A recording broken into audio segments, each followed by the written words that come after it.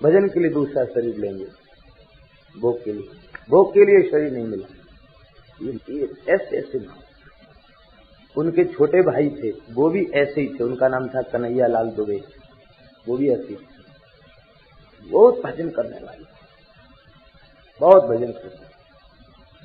राम महले के स्थान है, वहां के वो शिष्य थे, श्री बालक दास जी महाराज बड़े सिद्ध संत थे, उनके शिष्य थे। एक बार उनके पिता माता ने कहा कि बाबा ये घर में नहीं आता, आप समझाइए, बात नहीं करता, आप समझाइए। तो वो बोलने लगे कि वो हमारा भी संग नहीं करता, तुम्हारा संग क्या करेगा, हम गुरु हैं, हमारा भी संग नहीं करता। तब तक सौभाग्य की बात ये थी, वो कन्हैया जी घूमते फिरते आ गए, प्रणाम किया गुरु जी को। तो उन्होंने कहा भाई देखो ये लोग कह रहे हैं कि घर आए जाया करो, उनको अपने शरीर का होश ही नहीं रहता था भजन में, तुम हमारे पास भी नहीं आते। तो हाथ जोड़कर बोला कि महाराज संसार के लोगों को भवरोग लगा हुआ है और ये रोग संक्रामक रोग है, भवरोगी को छू लिया, देख लिया, उससे संपर्क बढ़ा लिया तो ये रोग हो जाएगा। तो हम इस भवरोग से ग्रसित ना हो, इसके लिए हम संसार में किसी का संग नहीं करते। ये विचित्र सिद्धांत, लोगों में भवरोग लगा हुआ है इसलिए मैं असंग रहकर भजन करता हूँ। तो कहा ठीक है, लोगों में भवरोग लगा हुआ है, हमारा संग क्यों नहीं करते। बोला गुरुदेव क्षमा करना, आप एक स्थान के मालिक हैं, महंत हैं, ये माया आपके पीछे भी कुछ न कुछ अंश में लगी हुई है, आप तो समर्थ पुरुष हैं, आप तो इसके बीच में रहकर अपने को संभाले हुए हैं, लेकिन हम संभाल नहीं सकते। तो आपने जो नाम हमें सुनाया है हम उसका संग करते हैं, संग आपका भी नहीं करते, क्योंकि हमें भगवान की माया से बड़ा भय है। कहीं आपने कह दिया कि कन्हैया स्थान संभालो, तो आप गुरु जी हैं, आपकी आज्ञा टाली नहीं जाएगी। गुरु की आज्ञा पालन करना ही शिष्य का धर्म है, बिना विचार के आज्ञा पालन करना चाहिए। और मैं आज्ञा का पालन करूंगा तो भजन छूट जाएगा, इसलिए आपसे भी हमको भय है, कहीं आपकी आज्ञा भी हमें संसार में न डाल दे। इसलिए आपने जो भगवान नाम सुनाया है उसका संग करता हूं और संसार में किसी का संग नहीं करता।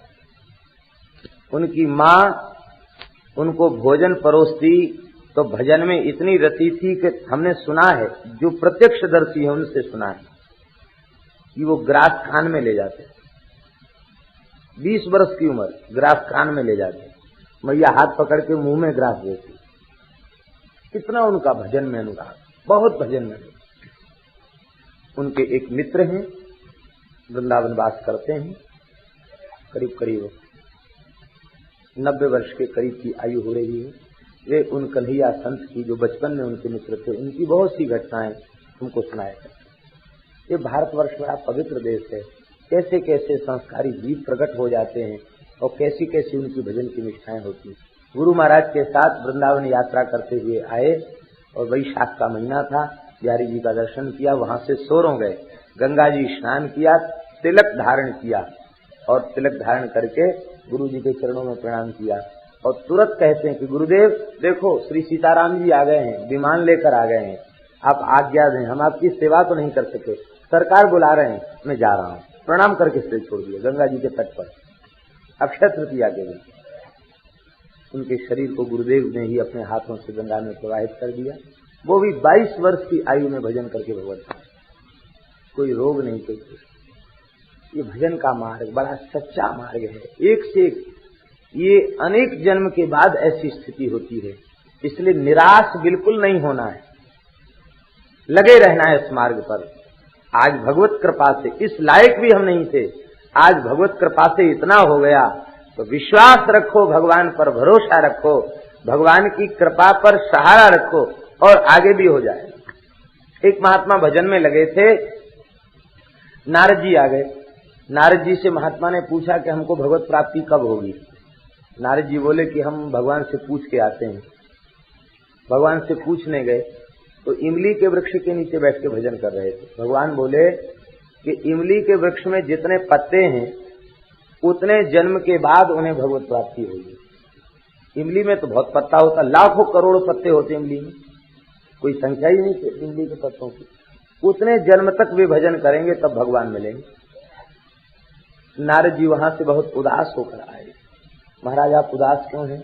ठाकुर जी ने क्या मना कर दिया है मिलने से? बोले नहीं, अब महाराज कहने में बड़ा संकोच हो रहा है। क्या संकोच हो रहा है? कह दो आप, भगवान की आज्ञा है तो सुना दो। नारद जी बोले ठाकुर जी तो ये कहते हैं कि इस इमली में जितने पत्ते हैं उतने जन्म के बाद भगवत प्राप्ति होगी। इतना सुनते ही तो महात्मा नाचने लग गए। बोले वाह, प्राप्ति होगी तो सही, कह तो दिया भगवान ने कि होगी।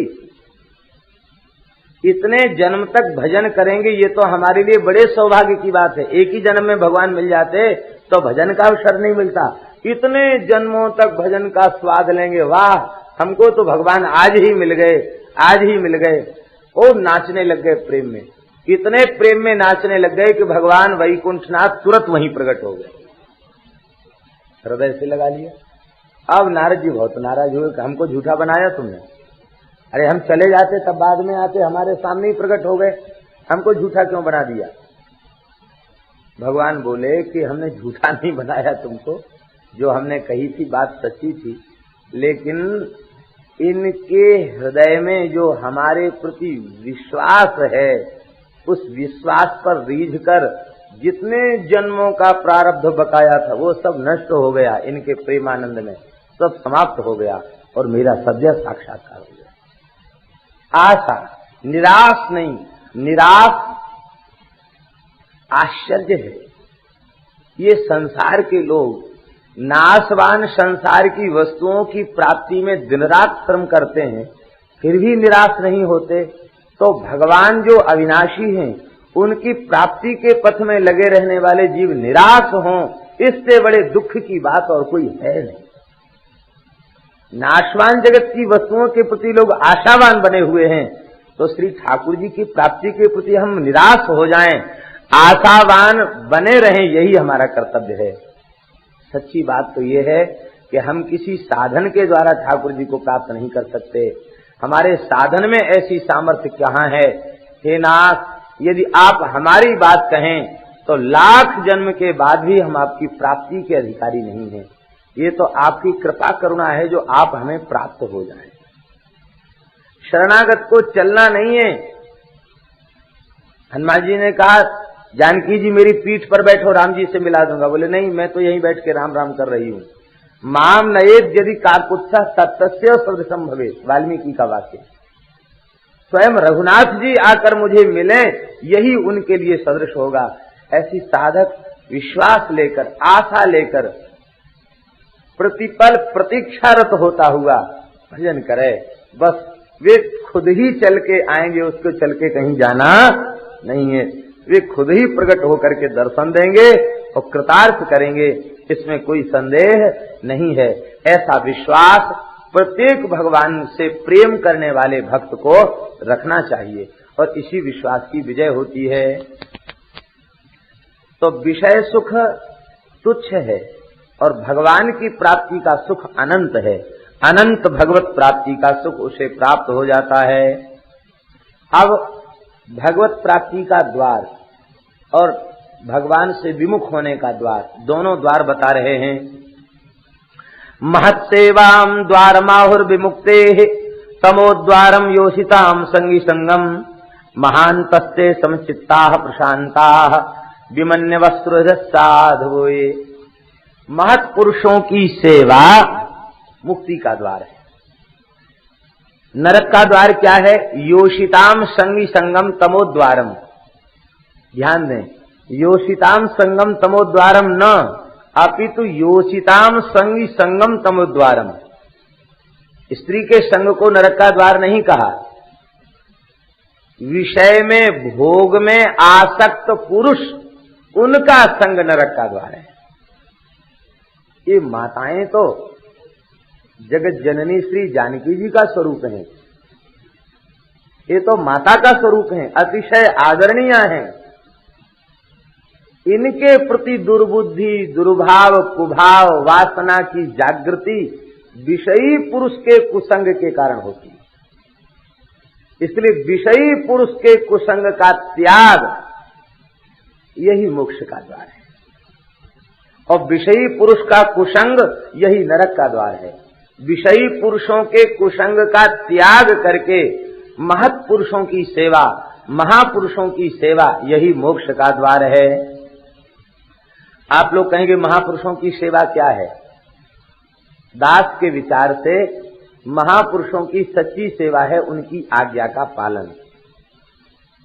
केवल शरीर की सेवा करके हम इतिश्री समझने सो नहीं।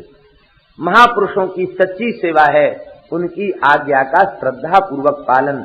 आज्ञा समन सुसाहिव सेवा, आज्ञा पालन ही सबसे बड़ी सेवा है। कृपा पात्र सब कोई कहे, कृपा पात्र नहीं कोय, कृपा पात्र सोई जानिए जो आज्ञावर्ती होए। आज्ञा पालन में लगा रहे वही सेवक है, आज्ञा पालन में लगा रहे वही भगवान की कृपा का अधिकारी है। बोलो भक्तवत्सल भगवान की जय। अब प्रश्न उठा कि महापुरुष कैसे होते हैं? बोले महापुरुष महांतस्ते समचित्ता प्रशांता विमन्यवः सुहृदस्साधो। ये महापुरुष कैसे होते हैं? कहते महांतस्ते समचित्ता, ये समचित्ता त एव महानता। महांत कौन है? संसार में महंत किसे कहा जाता है? हमारे साधु समाज में महंत किसे कहा जाता है? अखाड़े द्वारे अनी अखाड़े मिलजुल करके 10-5 चद्दर नसीन महंत मिल करके उसको चद्दर उड़ा देते हैं, तिलक कर देते हैं, गद्दी का अभिषेक हो जाता है, बोले महंत हो गए। लोक में प्रचलित महंत शब्द की परिभाषा है। कबीर जी ने कहा जाके संग 10-20 हैं ताको नाम महंत। 10-20 लोग आगे पीछे चलें उसका नाम महंत। लेकिन भागवत में महंत की परिभाषा ये नहीं है। भागवत के अनुसार महंत की परिभाषा क्या है? ये समचित्ता ते एव महानता। समचित्त कौन होता है? जो सब में समान रूप से परमात्मा का दर्शन करे उसे समचित्त कहते हैं। जो समचित्त हैं वे महांत हैं। ये समचित्ता ते एव महानता, ये प्रशांता ते एव महानता, ये विमन्यवः ते एव महानता, ये सुहृदः ते एव महानता, ये साधवः ते एव महानता। ये सब महांत की परिभाषा है। महांत कौन है? कहते जो समदर्शी हो, प्रशांत हो, विकार शून्य जिसका चित्त हो, विमन्यवः क्रोध रहित हो, और सुहृदा माने सबका हितैषी हो, और साधवः माने परोपकारी हो। सबसे बड़ा परोपकार क्या है? अन्न वस्त्र देना, धन देना, द्रव्य देना, भूमि देना, यह बहुत उत्तम परोपकार नहीं है, क्योंकि ये नाशवान वस्तुएं हैं। नाशवान वस्तु कब तक रहेंगी किसके पास? सबसे बड़ा उपकार है जीव को भगवान की प्राप्ति करा देना, ये सबसे बड़ा उपकार है। इसलिए साधु शब्द का अर्थ क्या होता है? साधनोति परम परमात्मानम श्री कृष्णम असौ साधु। परम परमात्मानम श्री रामम श्री कृष्णम श्रीमन्नारायणम व साधनोति असौ साधु। भगवान को साध ले, हृदय में धारण कर ले, उसे साधु कहते। दूसरे को भी भगवत प्राप्ति के पथ में लगा दे, उसे साधु कहते। ऐसे जो महात्मा हैं उनकी सेवा भगवत प्राप्ति का द्वार है, और जिनकी संसार में आसक्ति है उन पुरुषों की सेवा, उनका संग, ये नरक का द्वार है। देखो मेरे प्यारे पुत्रों, कर्म की गांठ को छिन्न भिन्न कर दो। ये कर्म की गांठ बड़ी जटिल है, इसको खोलने के बड़े बड़े श्रम किए जाते हैं साधकों के द्वारा। ज्ञान का दीपक जलाया और ज्ञान के दीपक के प्रकाश में उस ग्रंथि को खोलने बैठा। अब इंद्रन सुरन न ज्ञान सुहाई, विषय भोग पर प्रीति सदाही सदाई। इंद्री द्वार झरोखे नाना, तह तह सुर बैठे करिथाना। आवत देखें विषय वयारी, तुरत ही देहि कपाट उघारी। क्यों? बोले इंद्रन सुरन न ज्ञान सुहाई, विषय भोग पर प्रीति सदाई। और वो दीपक को बुझाने का प्रयत्न कर दिए, और दीपक बुझ गया तो गांठ रह जाएगी। इसका तात्पर्य है कि सरल उपाय क्या, निरापद निर्विघ्न उपाय कर्म की गांठ खोलने का क्या है। बहुत से लोग इस प्रकरण में कहते हैं कि गोस्वामी जी ने भक्ति और ज्ञान में बहुत बड़ा अंतर उत्पन्न करके पक्षपात किया, लेकिन नहीं, गोस्वामी जी की वाणी के संबंध में ऐसा कहना ठीक नहीं। सत्यम शिवम सुंदरम लिखकर शिव ने ग्रंथ प्रमाण किया, भोले बाबा ने हस्ताक्षर किए हैं, सत्यम शिवम सुंदरम। ज्ञान को दीपक बताया और भक्ति को मणि। राम भगति मणि उर्वस जाके, दुख लवलेस न सपने हुता के। और मणि कौन सी मणि है? राम भगति मणि। ये भक्ति मणि क्या है? राम नाम मणि दीप धर, जीह देहरी द्वार। तुलसी भीतर बाहिर, जो चाहसी उजियार। ये भगवन नाम महामणि है। भगवन नाम महामणि को जिह्वा पर निरंतर धारण करना। यहां भगवान बता रहे हैं कर्म की गांठ कैसे खुलेगी। ये सरल उपाय ध्यान पूर्वक सुने। मत कर्म भी कथया मत कथया च नित्यम, मत देव संगात गुण कीर्तनान में, निर्वैर साम्योपशमेन पुत्रा, जिहासया देह गेहात्म बुद्धे। ये गांठ कौन सी है?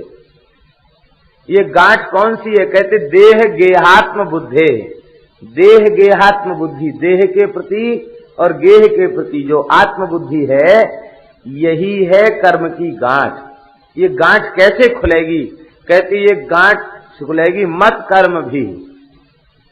अपने लिए किसी कर्म का अनुष्ठान न करे, किसी वस्तु की प्राप्ति के लिए कर्म का अनुष्ठान न करे, मेरी प्रसन्नता के लिए कर्म का अनुष्ठान करे और उस कर्म को मुझे ही समर्पित कर दे। मत कर्म भी पहली शर्त है।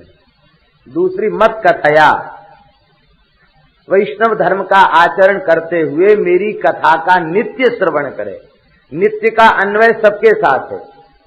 नित्य मेरे लिए ही कर्म करे, नित्य मेरी ही चर्चा करे और नित्य हमारे प्रेमियों का संग करे और नित्य ही मेरे नाम रूप गुण की चर्चा करे, उनका कीर्तन करे और किसी के प्रति वैर न रखे, सबके प्रति समान भाव रखे। हे पुत्रो, इस वृत्ति से ही कर्म की गांठ खुल सकती है और जब तक कर्म की गांठ छिन्न भिन्न नहीं होगी तब तक जीव सुखी हो नहीं सकता है। हे पुत्रो, गुरु न सस्यात्, स्वजनो न सस्यात्, पिता न सस्यात्, जननी न सा स्यात्, दैवं न तत्स्यान्न पतिश्च तत्स्यान्न मोचयेद्यः समुपेत मृत्युम। वह गुरु गुरु नहीं, वह स्वजन स्वजन नहीं, वह पिता पिता नहीं, वह माता माता नहीं, वह देवता देवता नहीं, वह पति पति नहीं, जो सन्मुख खड़ी हुई मृत्यु से न बचा ले, जो भगवत प्राप्ति न करा दे, मौत से बचाकर अमृत स्वरूप परमात्मा की प्राप्ति न करा दे, वह गुरु गुरु नहीं, वह स्वजन स्वजन नहीं, वह पिता पिता नहीं, वह माता माता नहीं। गुरु को सबसे पहले लिया क्योंकि शास्त्रों में गुरु की बड़ी महिमा का वर्णन है। इसलिए सावधान कर दिया कि जो गुरु कहते हैं कि केवल हमको मानो, भजन करने की तुम्हें कोई जरूरत नहीं है, भजन करने के लिए तो हम साधु बन ही गए हैं, अब तुम जो कुछ कमाते हो हमको देते चले जाओ, हम जो कहें सो तुम मानो, हम ही तुम्हारे लिए सब कुछ हैं और बस इतने मात्र से तुम्हारा कल्याण हो जाएगा। वैकुंठ में तुम्हारे लिए एक भवन रिजर्व करा दिया जाएगा तो तुम वहां सीधे पहुंच जाओ। ये बात हम ऐसे नहीं करें, हंसने की बात नहीं करें, अभी भी ऐसे कुछ लोग हैं। गुजरात में एक गांव में लोगों ने कहा, बहुत प्रचार है उस संप्रदाय का उस क्षेत्र में, और उन्होंने कहा महाराज यहाँ लोग आते हैं और ये कहते हैं कि तुमको भजन करने की क्या जरूरत, हम भजन करने के लिए साधु बने हैं, हमारी सेवा करो, भजन में अंश तुमको मिल जाएगा, तुम्हारा कल्याण हो जाएगा। और आप सत्संग में बोलते हो कि भजन खुद करना पड़ेगा, किया कराया भजन मिलेगा नहीं। ये शंका इस व्यक्ति ने की। आप कहते हो कि बारी मते घृत होए वर सिकता ते बरु तेल, बिन हरु भजन न भोतरीय सिद्धांत अपेल। और हमको तो ऐसी ऐसी बात लोग बताते हैं, अब हम क्या करें। ऐसे भी मोह में चक्कर में डालने वाले लोगों में गुरु तत्व की महिमा अवश्य है, इसमें कोई संदेह नहीं, लेकिन वह महिमा है ही इसलिए कि वह शिष्य को भगवत प्राप्ति के पथ का सुगमता पूर्वक ज्ञान करा देते हैं। और ज्ञान ही नहीं कराते हैं, वे चलकर बताते हैं, इस मार्ग से चलो और यहां तक पहुंच जाओ। चलकर नहीं बताते हैं, कितने संत तो उंगली पकड़ के लेके चलते हैं, चलो हमारे साथ, ये रास्ता है। अपने से नहीं जोड़ते, भगवान से जोड़ते। इसलिए हमारे यहाँ संतों में कहावत है, गुरु कौन? गुरु वही जो हरि ही मिलावे, गुरु वही जो विपिन बसावे, और गुरु वही जो संत सिवावे, इन करनी बिन गुरु न कहावे। ये हमारी साधुओं में कहावत है, गुरु वही जो हरि ही मिलावे, गुरु वही जो विपिन बसावे, चित्रकूट वृंदावन में बास करा के भजन में लगा दे। गुरु वही जो विपिन बसावे, गुरु वही जो संत सेवावे, हरिभक्तों की सेवा में लगा दे। इन करनी बिन गुरु न कहावे। ये तीन काम करे तो गुरु ठीक, और नहीं तो इन करनी बिन गुरु न कहावे। शिष्य की श्रद्धा हो गुरु तत्व में। गुरु तत्व कोई हाड़ मास नहीं है, गुरु तत्व साक्षात परमात्मा का प्रतीक है। गुरु पदवाच्य शरीर है नहीं, शरीर के भीतर जो अंतर्यामी परमात्मा श्री रामकृष्ण नारायण विराजमान हैं, वे ही गुरु पदवाच्य हैं। कृष्णम वंदे जगत गुरुम, वही भीतर बैठ करके गुरु तत्व का प्रकाश कर रहे हैं, वे ही परमात्मा हैं। तब एक प्रश्न यहाँ है कि जब आत्मा आत्मचेतन तो सब में एक जैसे ही विराजमान है, आत्मा रूप भगवान ही गुरु हैं और वह तो सब में एक जैसा विराजमान है, तब हम संतों का आदर क्यों करें? भगवान तो सबके भीतर समान रूप से विराजमान है, फिर संतों का गुरुजनों का हम आदर क्यों करें? देखो, उसका मूल कारण यही है कि सब घट मेरा साइया, खाली घट नहीं कोय, लेकिन बलिहारी व घट की जाघट परगट होए। तो उन संतों के हृदय में भगवान निरंतर लीलायमान हो रहे हैं। गुरु तत्व माने भगवान, और वह उस आत्मचेतन तत्व ने शिष्य के ऊपर जो अनुग्रह किया है, उन भगवान ने इस शरीर को माध्यम बनाकर गुरुदेव की आंखों से देखा है, कानों से प्रार्थना को सुना है और वाणी के द्वारा उसके संदेह की निवृत्ति की है। इसलिए उस शरीर के माध्यम से भगवान की कृपा हमें प्राप्त भई है। इसलिए वैष्णव ग्रंथों में ऐसा लिखा है, श्री रामानुज संप्रदाय के ग्रंथों में ऐसा लिखा है, गुरोः धर्मः, गुरु का धर्म क्या है? बोले शिष्यस्य संस्कारान संरक्षेत, उसके संस्कारों की रक्षा करके प्रपत्ति में सुदृढ़ करे, ये गुरु का धर्म है। शिष्य का धर्म क्या है? बोले गुरोः कायम रक्षेत, गुरोः कायम रक्षेत, गुरु के शरीर की रक्षा करे। क्यों? शरीर तो नाशवान है, शरीर की रक्षा संभव नहीं है, लेकिन शरीर की सेवा करे, क्योंकि वे महापुरुष जितने दिन तक स्वस्थ विराजमान रहेंगे, उतना अधिक उनके सत्संग का, उनकी वाणी का लाभ हमें मिलेगा। हमारे भीतर संतों के प्रति श्रद्धा होनी चाहिए। मोते अधिक संत करी लेखा, सातम मुहि मैं जग देखा, और मोते अधिक संत करी लेखा। लेकिन कहीं संत और गुरु ने ही समझ लिया कि अब हम तो भगवान से भी अधिक हैं, तो बस नीचे गिर गया। शिष्य की श्रद्धा है कि उसको भगवान का दर्शन, गुरु शरीर, गुरु के रूप में परमात्मा का दर्शन हो, लेकिन गुरु का कर्तव्य नहीं कि वो अपने को परमात्मा मान ले। उसका कर्तव्य यही है कि वो भगवान का अपने को दासानुदास माने, और हम कुछ भी नहीं हैं, हम केवल भगवान के दास हैं, और यही वह भाव अपने चित्त में रखे। बलि गुरु तजो, बलि ने गुरु को छोड़ दिया, क्योंकि भगवान से वो विमुख कराना चाहते थे, इसलिए बलि ने गुरु को छोड़ दिया और उनको कोई दोष नहीं लगा। ऐसे ही जो गुरुजन भगवान से विमुख कराने वाले हों, उनके त्याग में भी कोई पाप नहीं है, कोई दोष नहीं है। भगवान से जो विमुख कराते हों उनको दूर से नमस्कार करें, निंदा तो किसी की न करे, लेकिन भगवान से जो विमुख कराने वाले हों उनको दूर से ही नमस्कार करें। अब भगवान बता रहे हैं हमारी सृष्टि क्या है। कहते देखो मेरी प्यारी प्रजाओं,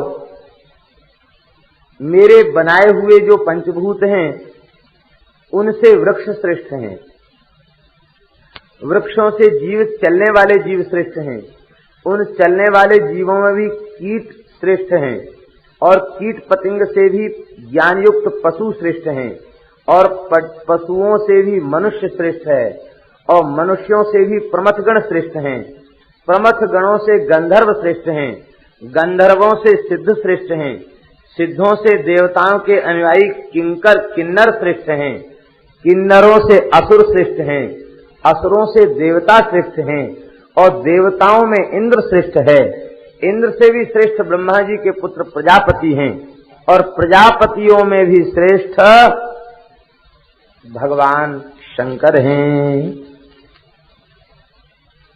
ब्रह्मा जी के पुत्रों में सबसे श्रेष्ठ भगवान शंकर हैं, और वे शंकर ब्रह्मा जी से उत्पन्न हुए हैं सृष्टि के क्रम में, इसलिए उन रुद्र से भी श्रेष्ठ ब्रह्मा जी हैं।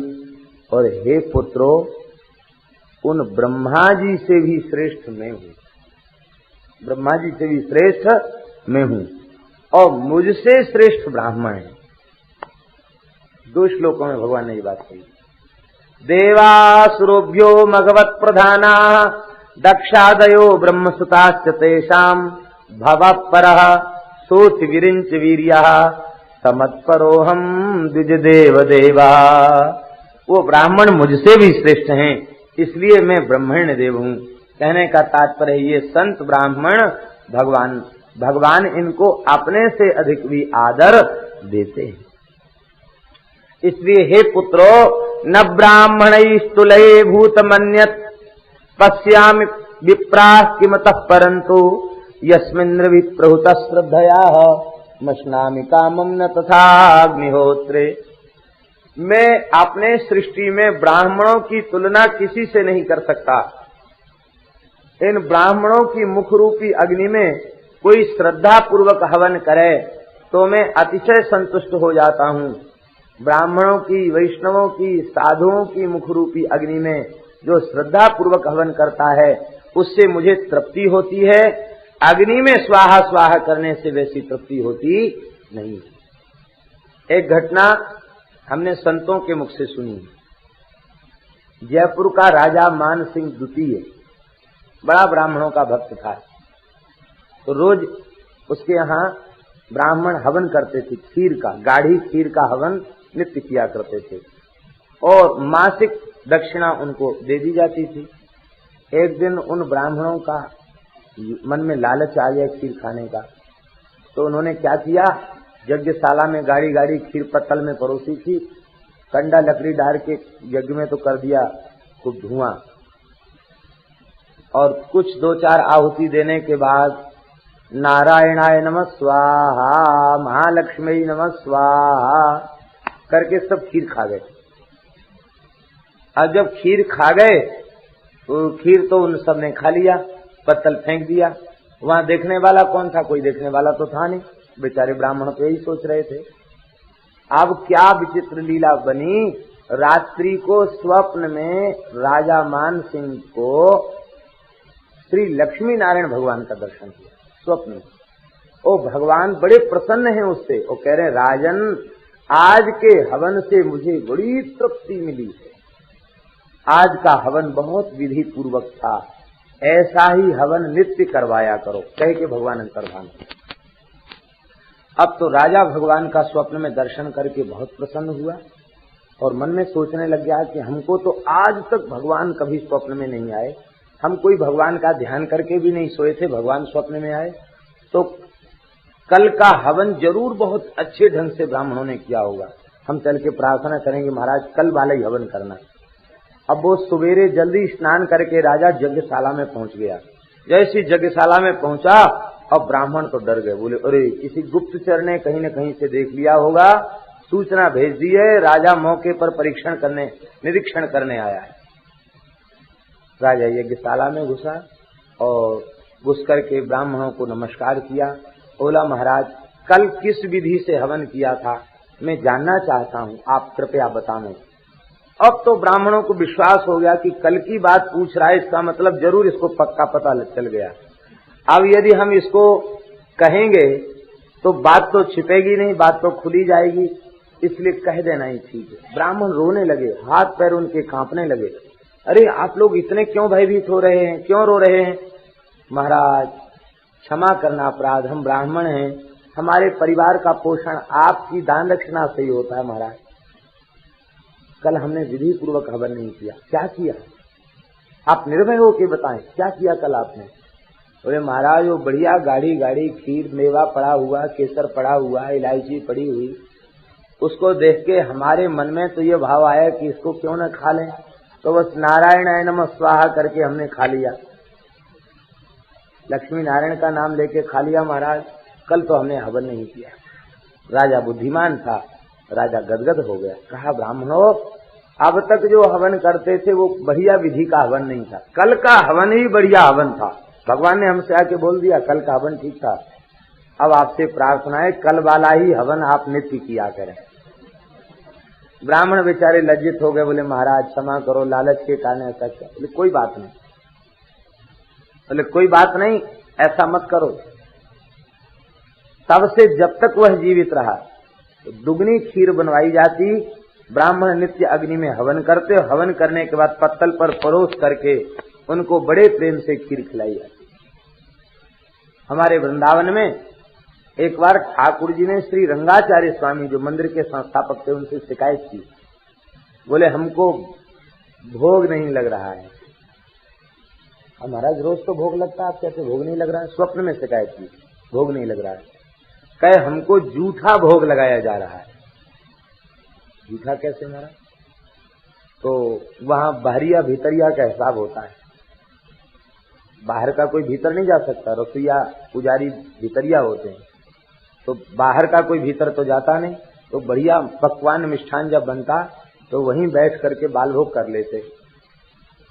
उन्होंने बुलाया सबको, भाई क्या करते हो तुम लोग? समझ गए कि पता चल गया। बोले महाराज हम लोग बढ़िया कोई चीज बनती है तो भोग लगने के पहले ही उसमें से निकाल के बाल भोग कर लेते हैं। तो उन्होंने रसोई घर में एक ठाकुर जी पधरा दिए, तो रसोई घर में एक विष्णु भगवान पधरा दिए। इसलिए ऐसा है कि बाल भोग तो किया करो, लेकिन इनको तुलसी दल छोड़ के तब किया करो, क्योंकि हम लोग वैष्णव हैं, बिना निवेदित वस्तु को, अनिवेदित वस्तु को हमें खाना नहीं चाहिए।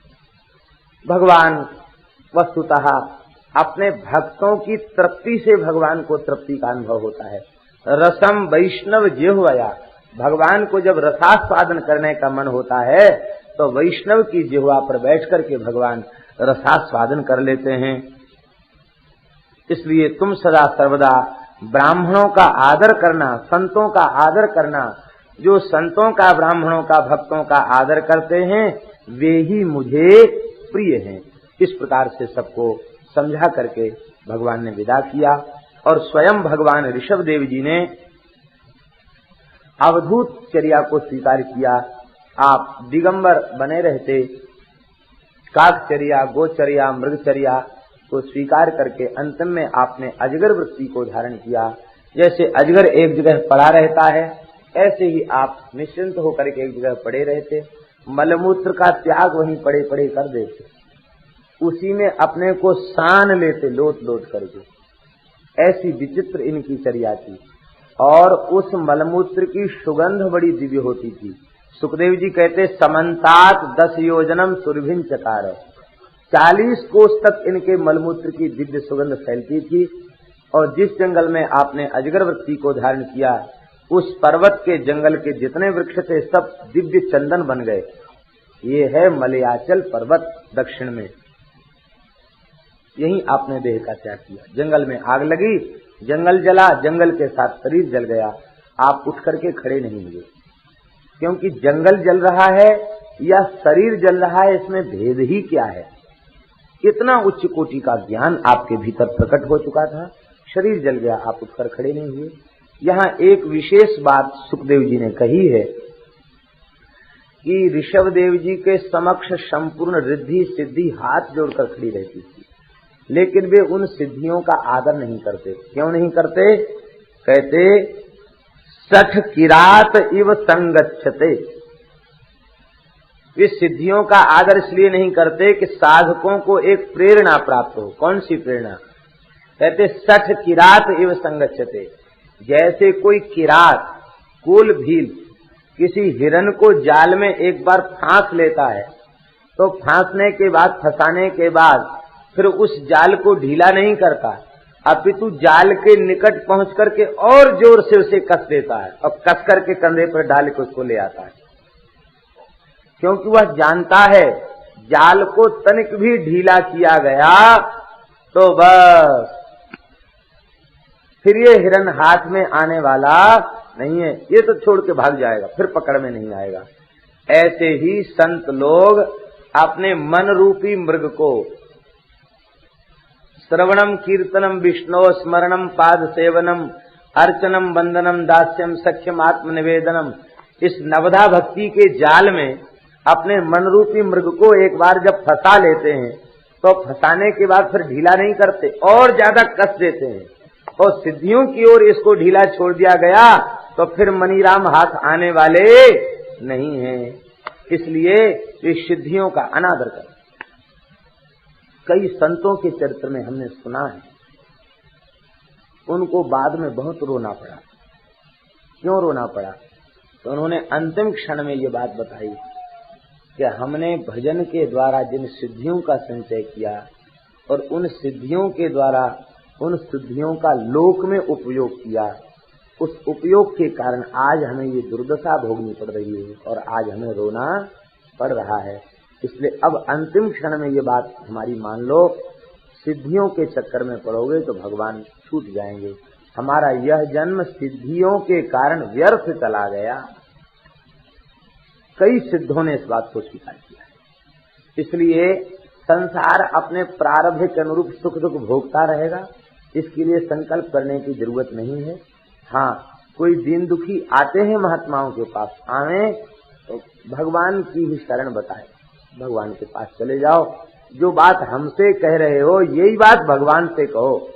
हम तो असमर्थ जीव हैं, हम कुछ नहीं कर सकेंगे, भगवान सर्वसमर्थ हैं, भगवान सुनेंगे। उनसे पुकारो, उनसे प्रार्थना करो। अपने ऊपर किसी का ठेका न ले, अपने ऊपर किसी का ठेका नहीं लेना चाहिए, भगवान के सहारे छोड़ देना चाहिए। बोलो श्री ऋषभदेव भगवान की। नित्यानुभूत निज लाभ निवृत्त तृष्ण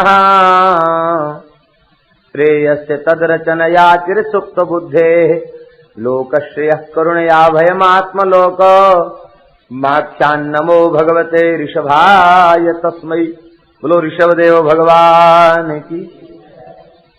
इन चरित्रों को सुनकर के परीक्षित जी को बड़ा आनंद मिला और परीक्षित जी मन ही मन सोचने लगे कि वस्तुतः ये प्रियव्रत का वंश बड़ा भाग्यशाली था, ऐसे ऐसे महापुरुष हुए, मनु का वंश बड़ा भाग्यशाली था, वे बड़े भाग्यशाली थे जिन्होंने ऋषभदेव जी का दर्शन किया। हम तो अभागे हैं, हमारा तो कली की छाया से युक्त समय में हमारा जन्म हुआ, हम वस्तुतः भाग्यशाली कहाँ हैं।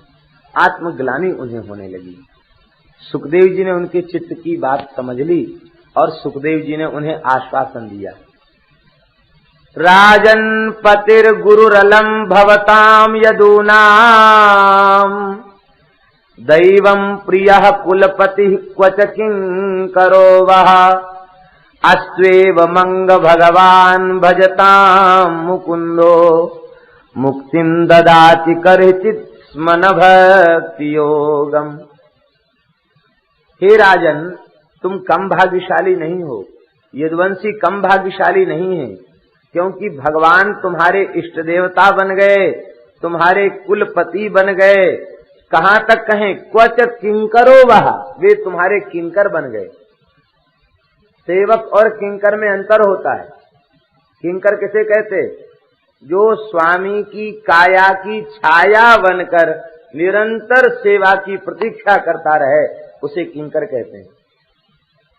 स्वाम्यग्रे नतकंधरो भूत्वा पृच्छति किं करोमि इति असौ किंकरः। स्वामी के सामने कमर झुका के, हाथ झुका के पूछता रहे, भगवान क्या आज्ञा आज्ञा आज्ञा की प्रतीक्षा में बना रहे, उसको किंकर कहते हैं। आपके नौकर बन गए। परमात्मा किसी का दूत बना किसी का, लेकिन भगवान अपनी भगवत्ता को भुला करके तुम्हारे दूत बन गए, तुम्हारे पूर्वजों के सारथी बन गए। कहां तक कहा जाए, तुम्हारे किंकर तक बन गए। महाभारत के युद्ध में वर्णन है, भगवान कहां मिलते थे? पांडवों के शिविर में, राजाओं के शिविर में नहीं। राजाओं के शिविर में, पांडवों के शिविर में युद्ध के काल में भगवान नहीं मिलते। कहां मिलते? सारथियों का जो शिविर था उसमें भगवान मिलते। बहुत आग्रह किया गया, लेकिन कहते नहीं, हम तो अर्जुन के सारथी हैं, तो सारथी वाली जगह में रहेंगे। अश्वश्रमित हो जाते तो भगवान अपने पीतांबर से उनको मालिश करने लग जाते। अरे भाई, भक्त की सेवा करें ये नहीं, भक्त के घोड़ों की सेवा भगवान करते। क्वच किं करो बाहर, ऐसी प्रीति भक्त के प्रति करने वाला और कोई है और कोई भी नहीं, इस प्रकार से प्रेम का निर्वाह करे। पौराणिक भक्तों में ही नहीं, कलयुग में भी ऐसे ही प्रेम का निर्वाह भगवान ने किया है। भगवान किंकर बन के आ गए। महाराष्ट्र के एक संत थे श्री त्रिलोचन जी। श्री नाभा गोस्वामी जी ने इनको ज्ञानेश्वर जी का शिष्य कहा है। नाम त्रिलोचन शिष्य सूर शशि सदृश उजागर कहकर के वर्णन किया। नाम त्रिलोचन शिष्य श्री नामदेव जी और श्री त्रिलोचन जी, ये दोनों श्री ज्ञानेश्वर जी के ही शरणापन्न दोनों भक्त हैं, शिष्य हैं। त्रिलोचन जी महाजन थे, वैश्य थे। महाजनी का धंधा होता था, ब्याज पर पैसा देना और उसके खर्च या उसके ब्याज से अपना खर्च चलाना। आपके कोई संतान नहीं थी, संत सेवा करते, बड़ी संत सेवा में रुचि थी। हरिभक्तों का आना जाना, सबकी सेवा में लगे रहते। एक दिन की बात है, आप बड़े उदास हो गए, बोले हम तो वृद्ध हो गए और शरीर से अब सेवा बनती नहीं, और संतों की तो बड़ी कृपा है, संत आते रहते हैं, तो कोई बढ़िया सेवक मिल जाता जिसको संत सेवा में भाव होता तो अच्छा था। ये सोच ही रहे थे, तब तक ठाकुर जी आ गए। विठल भगवान एक नौकर बन के आ गए। कंधे पर फटा सा काला कंबल, पुराने कपड़े, एक हाथ में लाठी, पगड़ी बांधे हुए ठाकुर जी आ गए। 15-16 वर्ष का बालक, अति सुंदर बालक, सांवला बालक, घुंघरा लेके, शरीर पर मैल चढ़ा हुआ है। और भगवान ने त्रिलोचन जी के पास जाकर कहा, माई बाप प्रणाम। हृदय भैया, इतना सुंदर बालक, बहुत गरीब है बेचारा, दरिद्र है। त्रिलोचन जी ने कहा, भैया तुम कहाँ से आए, कहाँ रहते हो? बोले महाराज हम कहाँ बताएं कहाँ रहते हैं। ठाकुर जी का मतलब कहने का ये था कि हम तो सब जगह रहते, तो कहाँ बताएं कहाँ रहते हैं। बोले बस ऐसे ही भटकते रहते हैं। अच्छा, तो आपका नाम क्या है? बोले हमारा नाम है अंतर्यामी।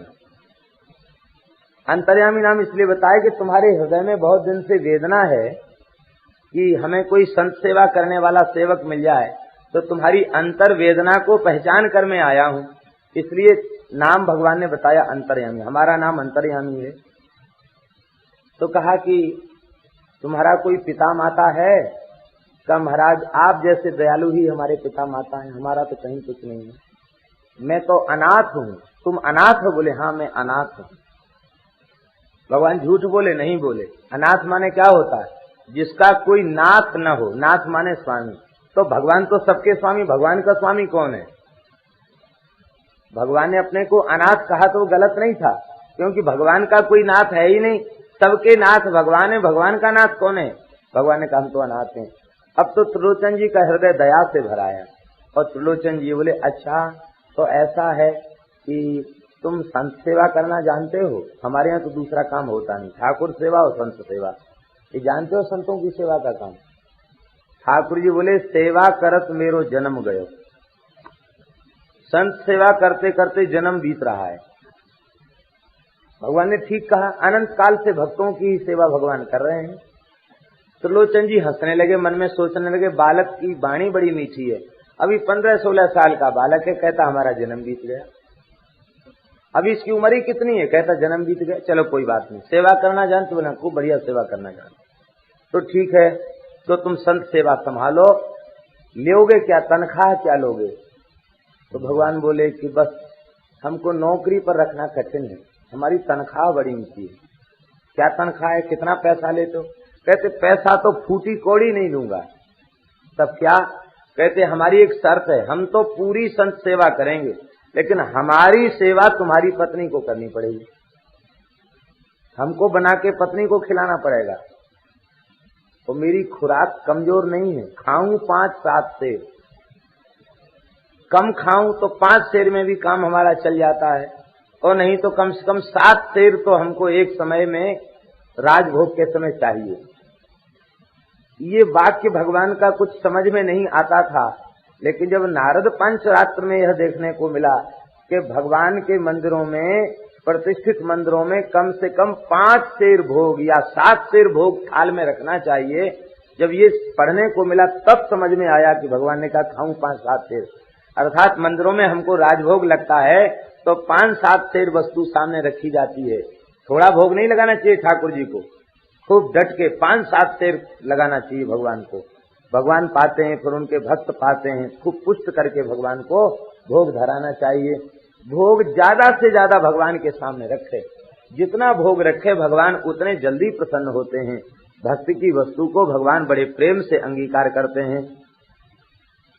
तो बस यही हमारी तनख्वाह इतनी डबल है कि मेरी खुराक के कारण लोग हमको नौकरी पर नहीं रखते। त्रिलोचन जी बोले कि आप ठाकुर जी की दया से, संतों की दया से घर में कोई कमी नहीं है, तुम 10 सेर खाया करो, लेकिन सेवा सब संभाल लो। बोले ठीक।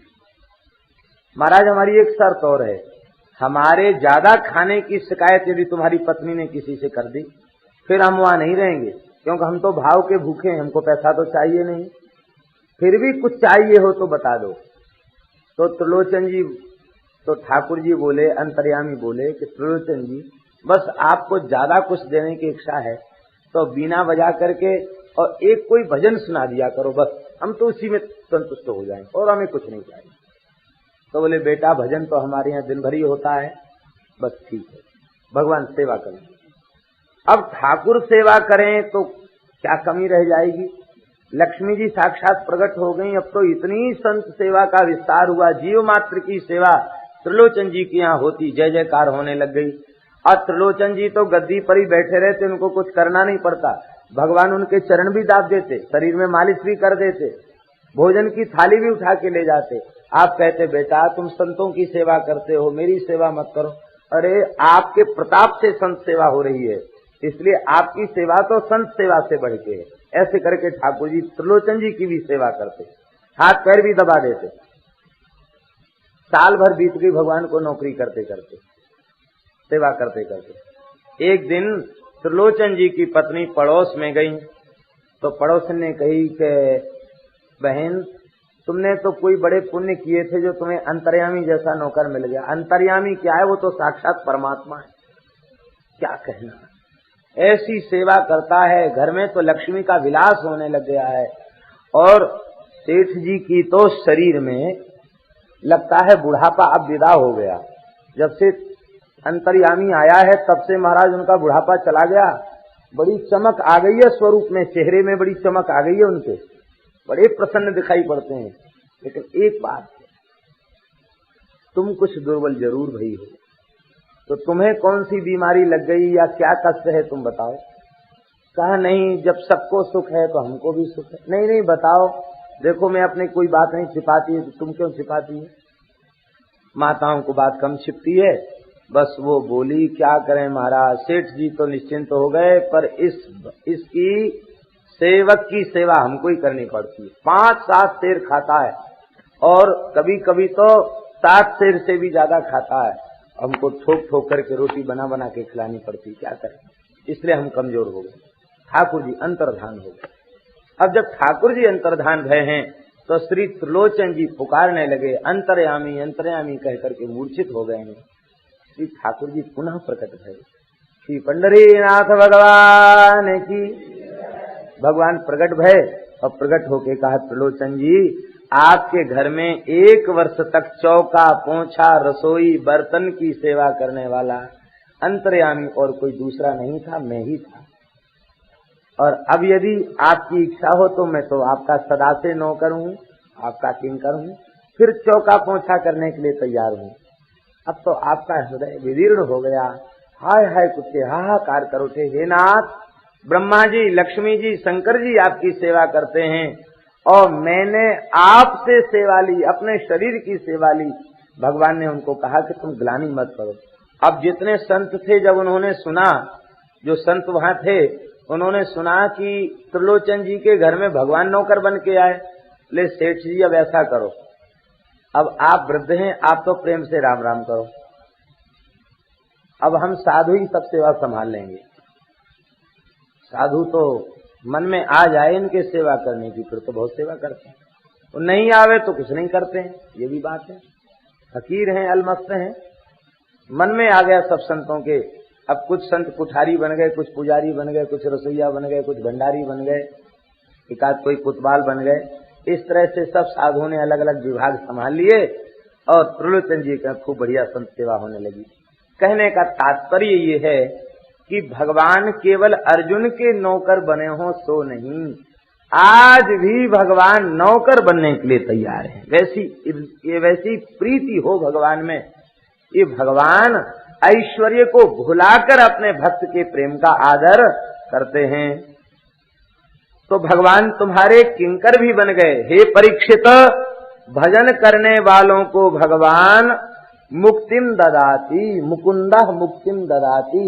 मुकुंद भगवान भजन करने वाले, साधन करने वालों को जन्म मृत्यु के चक्र से मुक्त कर देते हैं, उन्हें मुक्ति दे देते हैं, कैवल्य दे देते हैं। लेकिन नहीं भक्ति योगम, मुक्ति तो दे देते हैं लेकिन करहिचित स्मन भक्ति योगम, वे भक्ति योग को सहज में देते नहीं हैं। मुक्ति को दे देते, भक्ति को नहीं देते। इससे सिद्ध हो गया कि मुक्ति से श्रेष्ठ भक्ति है। मुक्ति को देने में विलंब नहीं करते और भक्ति नहीं देते, इससे सिद्ध हो गया कि मुक्ति से बढ़कर भक्ति है। और पद्म पुराण में तो यहां तक नारद जी ने कहा है, मुक्तिम दासीम ददौ तुभ्यम। हे भक्ति देवी, तुमको जब भगवान ने पृथ्वी पर भेजा तो एक दासी के साथ भेजा। आप हैं स्वामिनी और आपकी दासी कौन है? मुक्ति। मुक्तिम दासीम ददौ तुभ्यम, मुक्ति रूपी दासी तुमको दी है। तो भक्ति स्वामिनी है और मुक्ति दासी है। भगवान मुक्ति दे देते हैं लेकिन भक्ति देते नहीं है। क्यों नहीं देते? कहते इसलिए नहीं देते कि भक्ति देकर भगवान को स्वयं ही प्रेम बंधन में बंधना पड़ता है। तो कोई बंधना चाहता है क्या? बंधना कोई नहीं चाहता।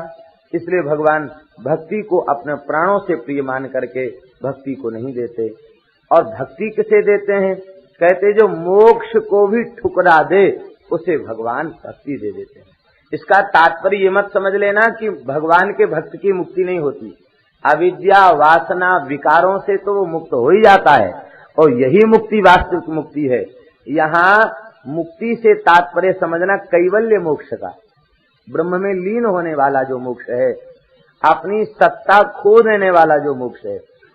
ताते नाश न होए जीव कर भेद भगति बाढ़े विहंग वर। ये ब्रह्म में लीन होना ये जीव का नाश ही है, जीवत्व का विनाश है। जीवत्व का विनाश नहीं चाहते। हम भगवान के नित्य सेवक हैं और भगवान हमारे नित्य स्वामी हैं। ये भाव सुरक्षित रखते हैं भगवान के भक्त। बोलो भक्तवत्सल भगवान की। श्री भरत जी महाराज 1 करोड़ वर्ष तक इन्होंने शासन किया इस पृथ्वी पर, और 1 करोड़ वर्ष तक शासन करने के बाद भी आप वृद्ध नहीं थे, आप पूर्ण युवा थे। और उस अवस्था में आपने ग्रह त्याग कर दिया। भगवान की भक्ति की कैसी अद्भुत महिमा है। लिखा है वेद में, ब्रह्मचर्येण तपसा देवा मृत्युम अपाघ्नत। ब्रह्मचर्य और तप के द्वारा दिव्य पुरुषों ने मृत्यु को जीत लिया, इसलिए इन लोगों की इतनी बड़ी बड़ी आयु हुआ करती थी। ये महान संत थे। ये सब कुछ त्याग करके पुलहाश्रम में पहुंच गए, गंडकी नदी के तट पर। इस समय पुलहाश्रम नेपाल में है। वहां आप पहुंच गए और ये गंडकी नदी शालिग्रामी गंगा इनको कहते हैं। इससे भगवान प्रकट होते हैं, शालिग्राम जी महाराज। शालिग्राम जी की बड़ी महिमा है पुराणों में। शालिग्राम शिला जहां विराजमान होती है, वहां की 12 कोस की भूमि तीर्थ बन जाती है। चक्रांकित शिला जहां विराजमान है भगवान की शालिग्राम शिला, वहां मरने वाले कीट पतंग को भी मोक्ष प्राप्त हो। बहुत बड़ी महिमा है शालिग्राम की। शालिग्राम की सेवा पूजा आप करते, शालिग्रामी गंगा में स्नान करते। और ये शालिग्रामी गंगा तो साक्षात भगवत चरणामृत है, इसका पान करते। हमारे यहाँ संतों में बताते हैं सबके इष्टदेव अलग अलग है। किसी का कोई स्वरूप इष्ट है, किसी का कोई स्वरूप इष्ट है। लेकिन टकसारी संतों से पूछो तो 4 संप्रदाय के इष्टदेव कौन है? बोले शालिग्राम। इस शालिग्राम 4 संप्रदाय के इष्टदेव हैं, सबके इष्टदेव हैं। चारों संप्रदाय के साधु वैष्णव मात्र इनकी पूजा करते हैं और सब संप्रदायों में हैं ये। निम्बार्की संत सेवा करते हैं, बढ़िया सुंदर निम्बार्की तिलक धारण कराते हैं। गौड़ीय संत सेवा करते हैं, सुंदर गौड़ीय स्वरूप धारण कराते हैं। ये सब संप्रदाय के देवता हैं, सबके इष्ट देवता शालिग्राम। तो सबको शालिग्राम जी की पूजा करनी चाहिए। शालिग्राम जी की पूजा की बड़ी महिमा है। आप शालिग्राम जी की पूजा करते, इतना प्रेम प्रकट हो गया श्री भरत जी के हृदय में। श्री सुखदेव जी वर्णन करते हैं, कहते यह भगवान की पूजा करते करते आनंद में विभोर हो जाते। इतने विभोर हो जाते कि नहीं यह होश नहीं रहता कि हमने पूजा कर ली है। तो फिर स्नान कराते, फिर पूजा करने लग जाते। और कई बार शालिग्राम जी की पूजा करने के पहले चंदन घिस के तुलसी दल उतार के रखते, तो मन में सोचते, कंदमूल फल सामने अमनिया करके रखते, तो मन में सोचते कि पूजा तो हो गई है, ये प्रसाद है। तो चंदन को धारण कर लेते, माला को गले में पहन लेते, फिर ध्यान में बैठ जाते। फिर दृष्टि खुलती तो अरे शालिग्राम जी की तो सेवा पूजा भई नहीं, फिर स्नान कराने लग जाते। ऐसी प्रेम वैचित्री दशा प्राप्त हो गई कि कई बार तो दिन भर पूजा ही करते रह जाते। बार बार स्नान, बार बार चंदन, बार बार तुलसी सेवा पूजा करते रह जाते। एक दिन की बात है, आप गंडकी नदी में खड़े होकर के जप कर रहे थे। इसी बीच एक हिरनी जो गर्भवती थी वह जल पीने के लिए झुकी। सिंह की गर्जना का शब्द उसे सुनाई पड़ा। छलांग लगा दिया उसने नदी के उस पार। पूरी वेग से छलांग लगाने से वह तो उस पार जाकर गिरी, किंतु अतिशय वेग लगाने के कारण, जोर लगाने के कारण उसका गर्भस्थ शिशु उसका बीच में ही प्रसव हो गया और वह गंगा जी के जल में बहने लग गया। आपके हृदय में दया आ गई। दौड़ करके आपने उस बच्चे को गोद में ले लिया, डूबते हुए बच्चे को बचाया और अपने आश्रम में ले आए, उसका पालन पोषण किया। बहुत से लोग इस प्रकरण में ऐसा कह देते हैं कि देखो दया करना भी संकट का कारक बन गया, संस्कृति के चक्र में डालने वाला बन गया, इसलिए अनावश्यक दया नहीं करनी चाहिए। ये सिद्धांत हमारी समझ में नहीं आता। जीव मात्र पर दया करना ही भक्त का स्वभाव है और भक्त का कर्तव्य है। दया करने वाले का आज तक कभी अनिष्ट हुआ नहीं, अनिष्ट हो नहीं सकता। क्या अनिष्ट हो गया भरत जी का? आप लोग कहें उनको मृग शरीर में जाना पड़ा, तो मृग शरीर में जाने से भी क्या अनिष्ट हो गया?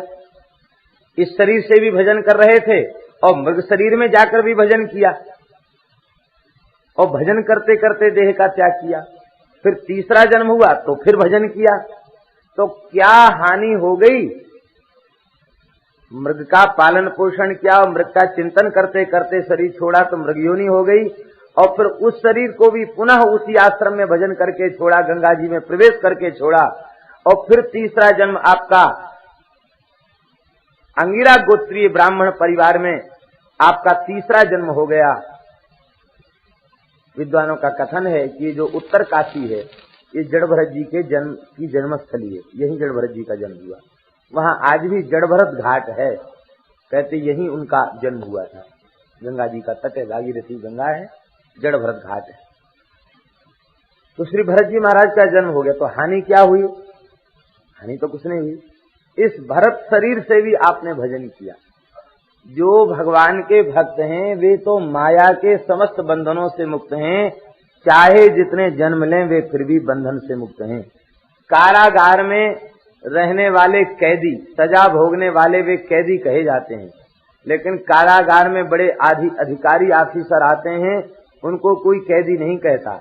आते समय भी द्वार खुल जाता और जाते समय भी द्वार खुल जाता। वे जेल में 4-6 घंटे भी रहते, कई बार एक रात विश्राम भी कर लेते हैं, लेकिन जेल में रहने से उनको कैदी नहीं कहा जाता। ऐसे ही संसार कारागार है सब, लेकिन संत इस पृथ्वी पर आते हैं, वे कैदी नहीं कहे जाते। वे तो सजा भोगने वाले जीवों को छुड़ाने के लिए आते हैं, वे अपने लिए थोड़ी कुछ करते हैं, वे जीवों को छुड़ाने के लिए संसार में आते हैं। ऐसे महात्मा होते हैं। तो महात्मा सदा बंधन से, अविद्या से मुक्त होते हैं। जो भजन करते हैं वे सदा ही मुक्त हैं। इसलिए अवतार लेते हैं उतना भगवान के चरित्र का विस्तार होता, और जितना चरित्र का विस्तार होता उतना जीवों का हित होता। ऐसे ही संत के भी जितने अवतार होते हैं उतना ही जीवों का हित होता है। भरत रूप से मुक्त हो जाते तो जड़ भरत जी के दिव्य ज्ञान की चर्चा करने का सौभाग्य हम लोगों को कहां से प्राप्त होता? नहीं होता। और उस मृगयोनि में पड़े हुए जीव को इन्होंने प्रेम किया, वो राजा बन गया, सिंधु सोबीर देश का राजा। और ये सब कुछ छोड़ करके जब ये विरक्त होकर के, उन्मुक्त होकर के जड़ भरत जी विचरण कर रहे हैं, तो वही सिंधु सोबीर देश का राजा रहुगण पालकी में बैठकर जा रहा था ज्ञान लेने के लिए। एक कहार बीमार पड़ गया, कहा भाई लाओ दूसरे किसी कहार को। दूसरे तो कोई मिले नहीं, जड़ भरत जी घूमते फिरते मिल गए। जड़ भरत जी को विमान में लगा दिया, पालकी में लगा दिया। ये प्रेम से पालकी ढोने लग गए। कभी कोई चींटियां आ जाती तो छलांग लगा देते। अब जैसी छलांग लगाते तो पालकी में बैठे हुए रहुगण का मस्तक पालकी से टकराता। उसने कहा अरे मुझ जीवित व्यक्ति को मरे हुए के समान तुम ढोकर ले जा रहे हो, जानते हो मैं राजा हूं, तुम्हारी चिकित्सा करूंगा, तुम सबको दंड देकर के सुधार दूंगा। बेचारे कहार बोले महाराज हमारी गलती नहीं है, दोष तो इस नए हट्टे कट्टे पुरुष का है। ये कभी कभी तो ठीक चलता, कभी कभी पता नहीं इसको क्या हो जाता, बड़ी जोर की डग रख देता, छलांग लगा देता है। रहुगण बोला कि अरे भैया बड़े दुख की बात है, तुम अकेले ही पालकी बहुत दूर से ढोकर आ रहे हो, सारे मार्ग को अकेले ही तुमने तय किया है। ये कहार तो बड़े मजबूत हैं, तुम बड़े दुर्बल हो और तुमको बुढ़ापे ने भी घेर रखा है, इसलिए तुम ऐसा कार्य कर रहे हो। लेकिन कान खोलकर सुन लो, तुम जैसे न जाने कितने पागलों को मैं रोज स्वस्थ किया करता हूं, चिकित्सा किया करता हूं, दंड देकर तुम्हारे पागलपन को दूर कर दूंगा। आज जड़ भरत जी के हृदय में दया का संचार हो गया। बोले चलो ये जीव है, इसका कल्याण तो होना ही चाहिए। अब तक किसी से नहीं बोले थे, यहां तक कि जब ये घूम रहे थे इसके पूर्व डकैतों ने इनको देवी के सामने बलि देने का विचार किया और बलिदान देने लगे, तो देवी की मूर्ति चिटक गई और आपकी रक्षा हो गई, दुष्टों का वध देवी ने कर दिया। उतनी घटना घटने पर भी आप कुछ नहीं बोले थे, मौन थे अपने आप में। लेकिन आज दया आ गई तो आप बोलने लग गए। आपने कहा राजन तुमने हमसे कहा है कि तुम दुबले पतले हो या मोटे तगड़े हो या तुम्हें बुढ़ापे ने घेर रखा है, ये सब बातें हमारी तुम्हारी समझ में नहीं आ रही हैं। स्थौल्यम कार्श्यम आधय व्याधयश्च क्षुत्रिडभया कलिरिच्छा जरा च निद्रा रतिर्मन्युरहम मदस्सुचो देहेन जातस्य हिमे न संति। हे राजन स्थूलता, कृशता, आदि, व्याधि, भूख, प्यास, कलह, इच्छा, बुढ़ापा, निद्रा, प्रेम, क्रोध, अभिमान, शोक, मोह, ये सब शरीर के धर्म हैं, आत्मा के धर्म नहीं। तुम हमसे कह रहे हो कि जीवित को मरे हुए के समान ले जा रहे हो, तो हम पूछते हैं कि जीवित क्या है और मरा हुआ क्या है?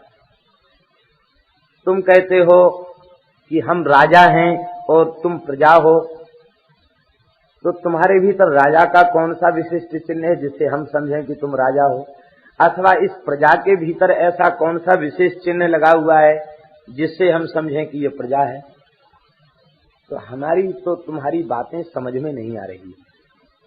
हे राजन, जैसे कोई व्यक्ति पृथ्वी पर क्रोध करके डंडे से पीटने लग जाए तो पीटते पीटते डंडा टूट जाएगा, हाथ में छाले आ जाएंगे, पृथ्वी का क्या बिगड़ेगा। ऐसे ही यह पृथ्वी है, इसे कूट डालो, छेद डालो, पीस डालो, जला डालो, तो उससे हमारे ऊपर क्या अंतर पड़ने वाला है। मैं शरीर नहीं हूँ, मैं देहादि से विलक्षण विशुद्ध चैतन्य आत्मा हूँ। जैसे पिसे हुए को पीसने से लाभ नहीं, ऐसे ही मुझे दंड देने से तुम्हें कोई लाभ नहीं मिलेगा। मेरी प्रकृति में तुम परिवर्तन नहीं कर सकते, क्योंकि परिवर्तनशील प्रकृति मेरी है ही नहीं।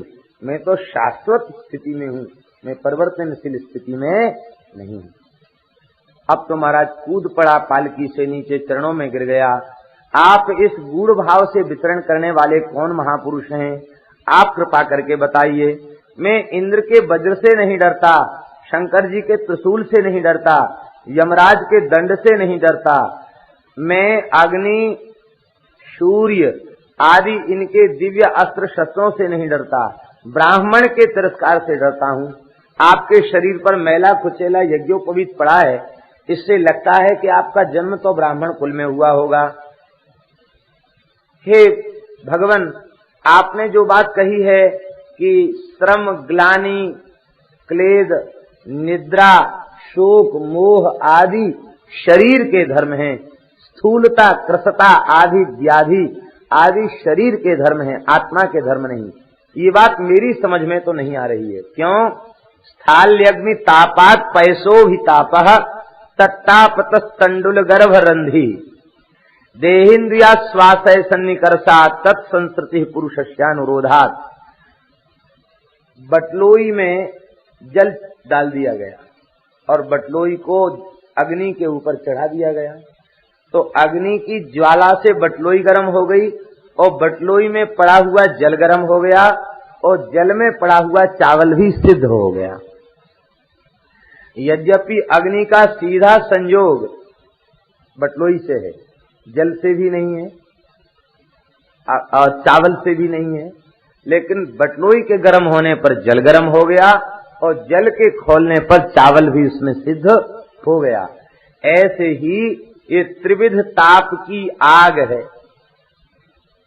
शरीर बटलोई है, इसमें पड़ा हुआ जीवात्मा चावल है, तो जब शरीर को कोई कष्ट होता तो उसके क्लेद का अनुभव उस जीवात्मा को होता। मैं तो ये समझता हूँ। यह सुनते ही श्री जड़भरत जी महाराज हंसने लग गए और जड़भरत जी महाराज बोले कि राजन, बड़े आश्चर्य की बात है, तुम अपनी बातें तो बड़ी बुद्धिमान जैसी कर रहे हो। कोई भी व्यक्ति कोई बात कहता है तो मूर्ख मानकर अपने को थोड़ी कहता है, बहुत बुद्धिमान बन करके कहता है। तो तूने अपनी जितनी विद्या और बुद्धि तेरे पास थी सब लगाकर तू बोल रहा है।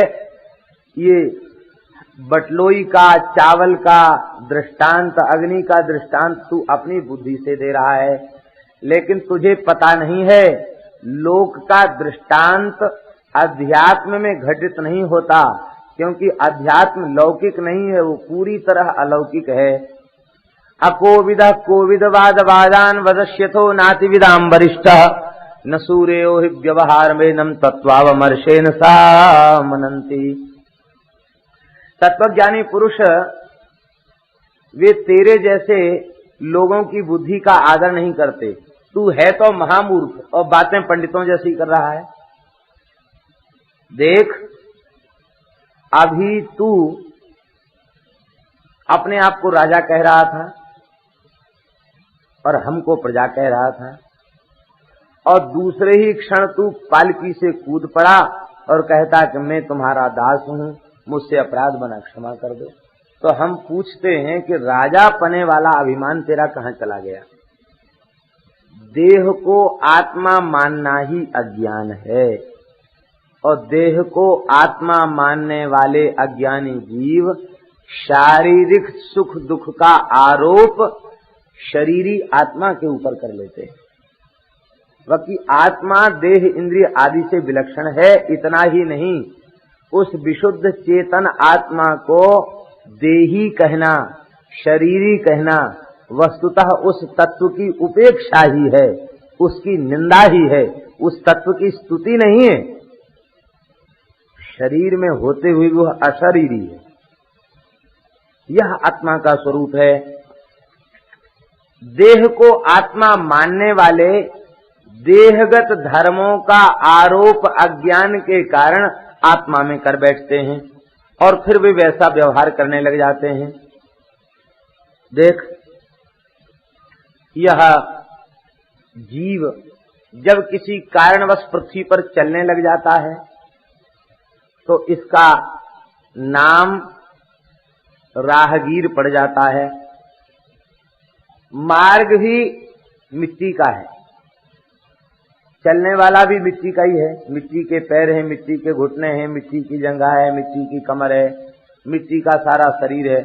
उस मिट्टी के शरीर के ऊपर एक मिट्टी की ही पालकी रखी है। आप लोग कहेंगे शरीर पार्थिव है इसलिए मिट्टी है।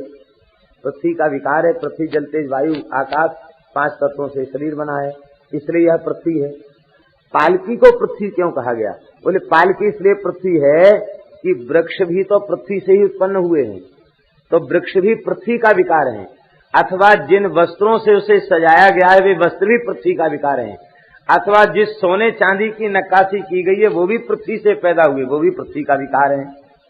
तो वह पालकी भी पृथ्वी ही है और वह मृत पाषाण आदि से भिन्न वह वस्तु नहीं है, केवल व्यक्ति की कल्पना है, इसलिए उसमें भेद है।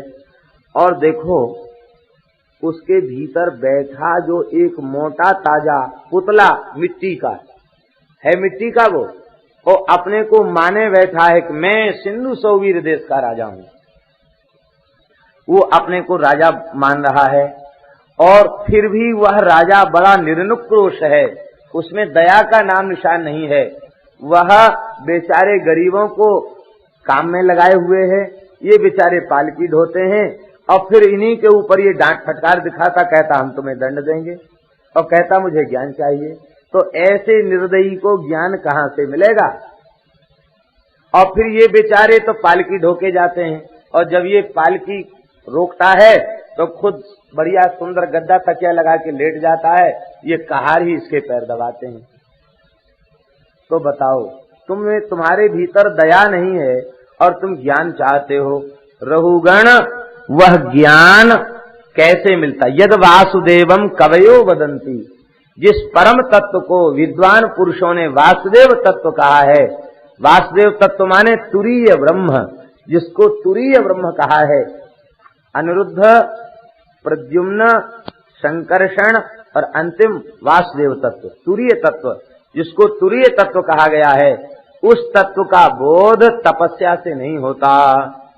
रहो गणित तपसा न जाति, न चेज्यया निर्वपणा गृहाद्वा, न छंदसा नैव जलाग्निसूर्यैर् बिना महत्पाद रजोभिषेकम। वह ज्ञान तपस्या से नहीं प्राप्त होता, वैदिक यज्ञादि कर्म से प्राप्त नहीं होता, अन्नादि के दान से प्राप्त नहीं होता, अतिथि सेवा, गृहस्थोचित धर्म का अनुष्ठान, वेदाध्ययन, अग्नि सूर्य जल आदि की उपासना करने से भी वह ज्ञान प्राप्त नहीं होता। वह ज्ञान तो वस्तुतः किसी सत्पुरुष के चरण कमलों का आश्रय लेने से ही प्राप्त होता है। बिना महत्पाद रजोभिषेकम, महत् पुरुषों की चरण रज में जब तक अभिषेक नहीं किया जाएगा तब तक उसे वह ज्ञान प्राप्त होगा नहीं। प्रहलाद जी भी इसी बात को कहते, महीयशाम पाद रजोभिषेकम निष्किंचनानाम न वृणीत यावत। निष्किंचन संतों की चरण रज का वर्ण जब तक नहीं करेगा तब तक उसे भगवान की प्राप्ति संभव नहीं। निष्किंचन, निष्किंचन माने अपना कहने के लिए जिसके पास कुछ न हो, भगवान ही केवल अपना कहने के लिए हो, उसे निष्किंचन कहते हैं। निष्किंचन माने गरीब नहीं होता, निष्किंचन माने कंगाल नहीं होता, निष्किंचन माने होता है संसार की कोई वस्तु जिसके पास अपनी कहने के लिए न हो, केवल भगवान ही अपना कहने के लिए हो, उसे निष्किंचन कहते हैं। इसलिए वैष्णवाचार्यों ने परंपरा बनाई तिलक धारण करने की। ये तिलक क्या है? ये निष्किंचन संतों की चरण रज ही है। चित्रकूट में प्रकट होने वाला जो श्वेत चंदन है वो क्या है? ऋषियों की संतों की चरण रज है। द्वारिका में प्रकट होने वाला गोपी चंदन वो क्या है? गोपियों की चरण रज है। श्री वृंदावन की जो दिव्य रज है वो क्या है? वो भक्तों की ही चरण रज है। तो चरण रज प्राप्त करने से ही भगवान में प्रेम होगा, इसलिए रज के द्वारा तिलक धारण की विधि। दक्षिण भारत में मैलकोटा में चंदन प्रकट होता है, श्वेत मिट्टी, उसको तिलक के रूप में धारण करते हैं। वो क्या है? वो भक्त चरण रज है। कहते एक बार गरुड़ जी महाराज श्वेत द्वीप गए, तो श्वेत द्वीप में बड़ी बड़ी विचित्र भक्त हुए हैं। उनकी कथा भक्तमाल में भी और अन्य ग्रंथों में भी बहुत है। श्वेत द्वीप भगवान का वैकुंठ है, वहां रूप रसिक भक्त निवास करते हैं। उन भक्तों की भक्ति को देख करके गरुड़ जी इतने गदगद हो गए, बोले यहाँ से क्या ले चलें? बोले भक्तों की चरण धूल ले चलें। तो अपनी चोंच में भर के गरुड़ जी धूल लेकर के रंगनाथ जी के पास है, श्रीरंगम में। बोले प्रभो, ये वहां के भक्तों की चरण धूल लेके आया हूँ, आप आज्ञा दें पृथ्वी पर इसे कहाँ विराजमान करें? बोले इस रज को मलयकूट पर्वत पर विराजमान कर दो। मलयकूट जिसको मैलकोटा कहते हैं, मैलकोटा में वो रज विराजमान हो गई। आज भी वहां की मिट्टी खोदी जाती है तो उसमें से शंख चक्र के चिन्ह प्राप्त होते हैं। और वहां तो दर्शन किया दास ने।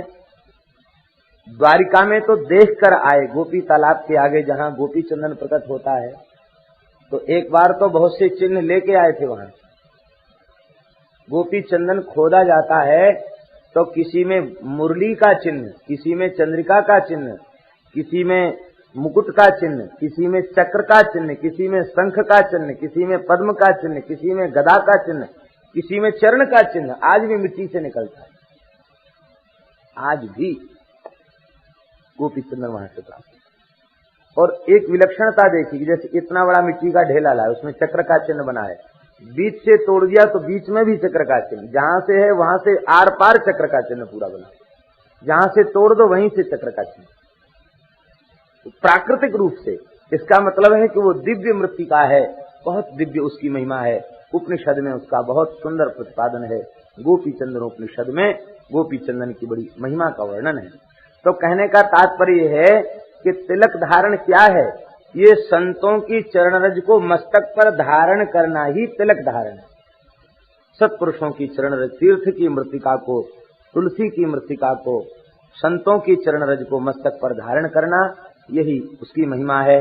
भगवान के प्रेम की प्राप्ति का ये सरलतम उपाय है।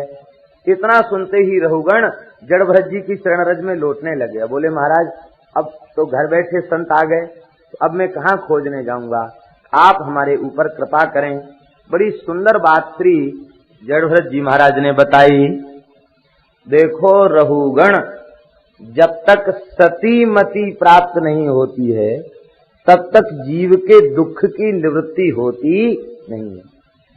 दो तरह की मति है, मति माने बुद्धि, दो प्रकार की बुद्धि है, एक सती और दूसरी असती। सती बुद्धि क्या है? बोले जो भगवान में लगे वो सती बुद्धि है, और जो संसार में लगे वो असती बुद्धि है। और जब तक ये बुद्धि संसार में लगी भई है, भोगों में लगी भई है, जगत में लगी भई है, परिवार में लगी भई है, शरीर में लगी भई है, तब तक दुख की निवृत्ति होना संभव नहीं। तब प्रश्न उठा कि भगवान में बुद्धि कैसे लगे? बहुत अच्छी बात कह रहे हैं। भगवान में बुद्धि लगाने का उपाय, भगवान में बुद्धि लगेगी कैसे? तो इसका सरलतम उत्तर है, जिनकी बुद्धि भगवान में लगी हुई है उनमें अपनी बुद्धि को लगा दो, भगवान में बुद्धि लग जाएगी। जिनकी बुद्धि भगवान में लगी है उनमें बुद्धि लगा दो। तो वे क्या करेंगे, वे भगवान की कथा सुना करके तुम्हारी बुद्धि को भी संसार से हटाकर भगवान में लगा देंगे। यही उत्तर दिया है श्री जड़भरत जी महाराज ने। यत्रोत्तम श्लोक गुणानुवादः प्रस्तूयते ग्राम्य कथा विघातः